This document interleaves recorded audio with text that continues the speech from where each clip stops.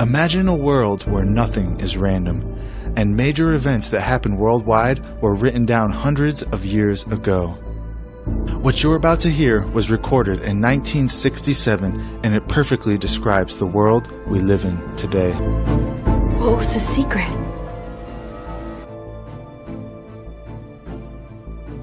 The all-seeing eye, symbols of the guardians of the treasure. Recorded by Myron C. Fagan, a famous Hollywood writer who rose through the ranks of the Hollywood elite, uncovering some nasty secrets along the way. He made it his life's work to expose the darkness that he personally saw with his own two eyes. This recording is a culmination of his life's work, and through a historical lens, he reveals what's been hiding in the shadows for hundreds of years. What you're about to hear is not conspiracy theory, rather is documented historical fact that holds up to the most rigid scrutiny. And without further ado, I bring you the Illuminati and the Council on Foreign Relations. The question of how and why the Illuminati is the crux of the great conspiracy to destroy the sovereignty of the United States and the enslavement of the American people within a UN one-world dictatorship is a complete and unknown mystery to the vast majority of the American people. The reason for this unawareness of the frightening danger to our country and to the entire free world is simple. The masterminds behind this great conspiracy have absolute control of all of our mass communications media, especially television, the radio, the press, and Hollywood. Do you have any people being paid by the CIA who are contributing to a major circulation American journal? We do have people who submit pieces to two American journals. Do you have any people paid by the CIA who are working for television networks?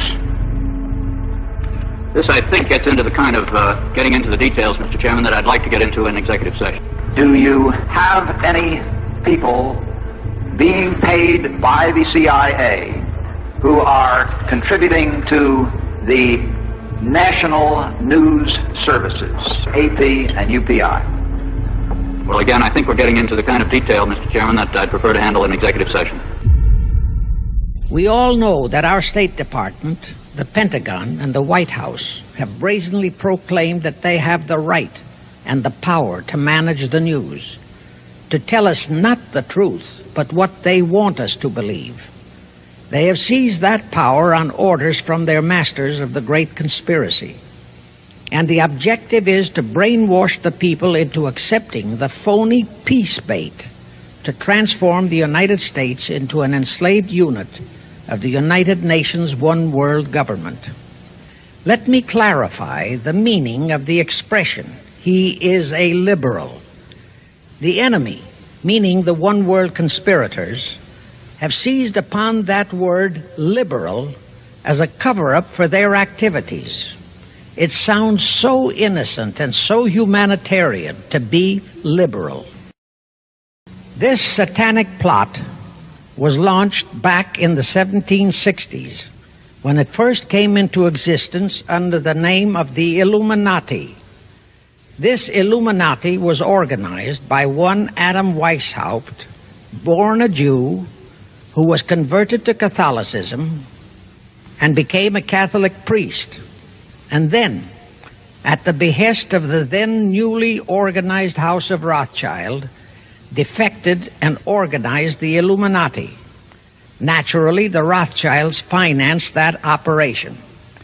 And every war since then, beginning with the French Revolution, has been promoted by the Illuminati operating under various names and guises. I say under various names and guises because after the Illuminati was exposed and became too notorious, Weishaupt and his co-conspirators began to operate under various other names. In the United States, immediately after World War I, they set up what they called the Council on Foreign Relations, commonly referred to as the CFR. And this CFR is actually the Illuminati in the United States. Perhaps the most vital directive in Weishaupt's plan was to obtain absolute control of the press, at that time the only mass communications media, to distribute information to the public, so that all news and information could be slanted, so that the masses could be convinced that a one-world government is the only solution to our many and varied problems. Now do you know who owns and controls our mass communications media? I'll tell you, practically all the movie lots in Hollywood is owned by the Lehmans, Kuhn, Loeb and Company, Goldman Sachs, and other internationalist bankers. All the national radio and TV channels in the nation are owned and controlled by those same internationalist bankers. The same is true of every chain of metropolitan newspapers and magazines, also of the press wire services, such as Associated Press, United Press International, etc. The supposed heads of all those media are merely the fronts for the internationalist bankers, who in turn compose the hierarchy of the CFR, today's Illuminati in America. Now can you understand why the Pentagon's press agent Sylvester so brazenly proclaimed that the government has the right to lie to the people? What he really meant was that our CFR-controlled government had the power to lie to and be believed by the brainwashed American people. And let's again go back to the first days of the Illuminati. In 1785, the Bavarian government outlawed the Illuminati and closed the lodges of the Grand Orient. In 1786, they published all the details of the conspiracy. The English title of that publication is The Original Writings of the Order and Sect of the Illuminati. Copies of the entire conspiracy were sent to all the heads of church and state in Europe. But the power of the Illuminati, which was actually the power of the Rothschilds, was so great that this warning was ignored. Nevertheless, Illuminati became a dirty word, and it went underground. At the same time, Weishaupt ordered Illuminists to infiltrate into the lodges of Blue Masonry and form their own secret societies within all secret societies. Only Masons who proved themselves internationalists and those whose conduct proved they had defected from God were initiated into the Illuminati. Thenceforth, the conspirators donned the cloak of philanthropy and humanitarianism to conceal their revolutionary and subversive activities, and that all that secrecy emphasizes the power of the masterminds of the Illuminati to prevent such terrible events of history from being taught in our schools. In 1834, the Italian revolutionary leader Giuseppe Mazzini was selected by the Illuminati to direct their revolutionary program throughout the world. He served in that capacity until he died in 1872. But some years before he died, Mazzini had enticed an American general named Albert Pike into the Illuminati. Pike was fascinated by the idea of a one-world government, and ultimately he became the head of this Luciferian conspiracy. Between 1859 and 1871, Pike, worked out a military blueprint for 3 world wars and various revolutions throughout the world, which he considered would forward the conspiracy to its final stage in the 20th century. Again, I remind that these conspirators were never concerned with immediate success.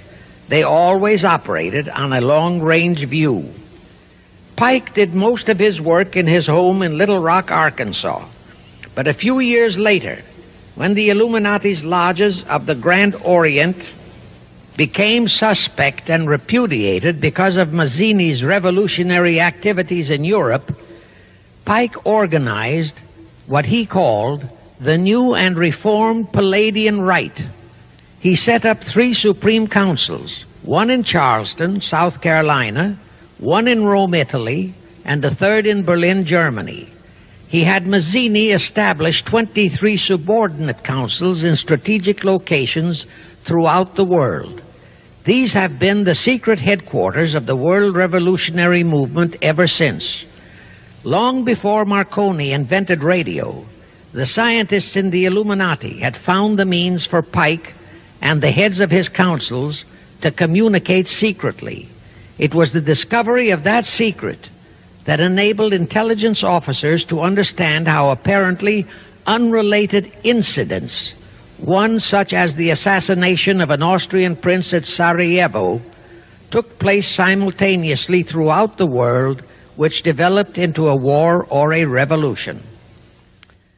Pike's plan was as simple as it has proved effective. It called for communism, political Zionism, and other international movements be organized and used to foment 3 global world wars and at least 2 major revolutions. The First World War was to be fought so as to enable the Illuminati to destroy Tsarism in Russia, as vowed by Rothschild after the Tsar had torpedoed his scheme at the Congress in Vienna, and to transform Russia into a stronghold of atheistic communism. The differences stirred up by agents of the Illuminati between the British and German empires were to be used to foment this war. After the war would be ended, communism was to be built up and used to destroy other governments and weaken religions. World War III is to be fomented by using the so-called controversies the agents of the Illuminati, operating under whatever new name, are now stirring up between the political Zionists and the leaders of the Muslim world. That war is to be directed in such a manner that all of Islam and political Zionism, Israel, will destroy each other, while at the same time the remaining nations, once more divided on this issue, will be forced to fight themselves into a state of complete exhaustion, physically, mentally, spiritually, and economically. Now, can any thinking person doubt that the intrigue now going on in the Near, Middle, and Far East is designed to accomplish that satanic objective? Pike himself foretold all this in a statement he made to Mazzini on August 15, 1871. Pike stated that after World War III is ended, those who will inspire to undisputed world domination will provoke the greatest social cataclysm the world has ever known. Quoting his own words, taken from the letter he wrote to Mazzini, and which letter is now catalogued in the British Museum in London, England, he said, "We shall unleash the nihilists and the atheists, and we shall provoke a great social cataclysm which in all its horror will show clearly to all nations the effect of absolute atheism, the origin of savagery and of most bloody turmoil. Then everywhere the people forced to defend themselves against the world minority of revolutionaries will exterminate those destroyers of civilization, and the multitudes disillusioned with Christianity, whose deistic spirits will be from that moment on without direction and leadership, and anxious for an ideal but without knowledge where to send its adoration, will receive the true light through the universal manifestation of the pure doctrine of Lucifer, brought finally out into public view, a manifestation which will result from a general reactionary movement which will follow the destruction of Christianity and atheism, both conquered and exterminated at the same time." When Mazzini died in 1872, Pike made another Italian revolutionary leader named Adrian Lemmi his successor. Lemmi, in turn, was succeeded by Lenin and Trotsky, then by Stalin. The revolutionary activities of all those men were financed by British, French, German, and American international bankers, all of them dominated by the House of Rothschild. We are supposed to believe that the international bankers of today, like the money changers of Christ's day, are only the tools or agents of the great conspiracy, but actually they are the masterminds behind all of it.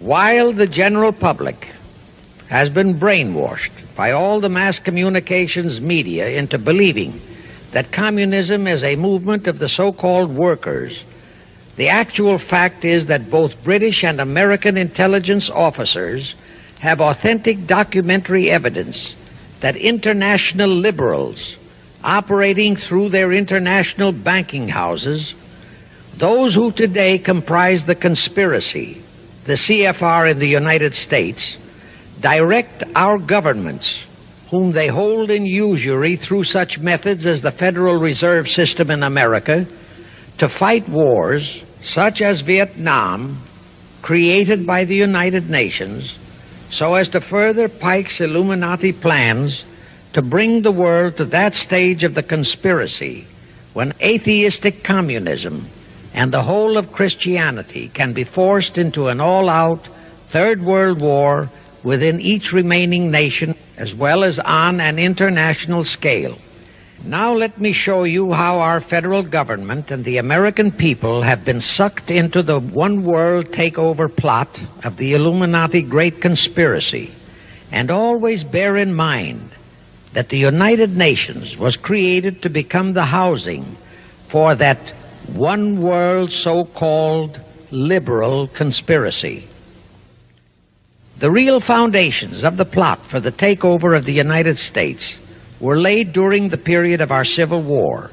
Not that Weishaupt and the earlier masterminds had ever overlooked the New World. Weishaupt had his agents planted over here as far back as the Revolutionary War. But George Washington was more than a match for them. It was during the Civil War that the conspirators launched their first concrete efforts.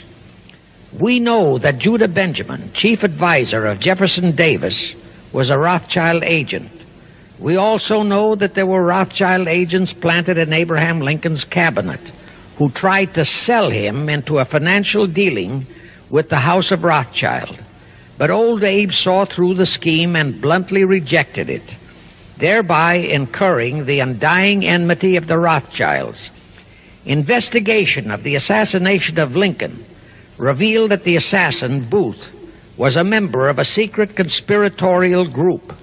Because there were a number of highly important government officials involved, the name of the group was never revealed, and it became a mystery, exactly as the assassination of Jack Kennedy still is a mystery. Anyway, the ending of the Civil War destroyed, temporarily, all chances of the House of Rothschild to get a clutch on our money system, such as they had acquired in Britain and other nations in Europe. I say temporarily because the Rothschilds and the masterminds of the conspiracy never quit. So they had to start from scratch, but they lost no time in getting started. Shortly after the Civil War, a young immigrant who called himself Jacob H. Schiff arrived in New York. Jacob was a young man with a mission for the House of Rothschild.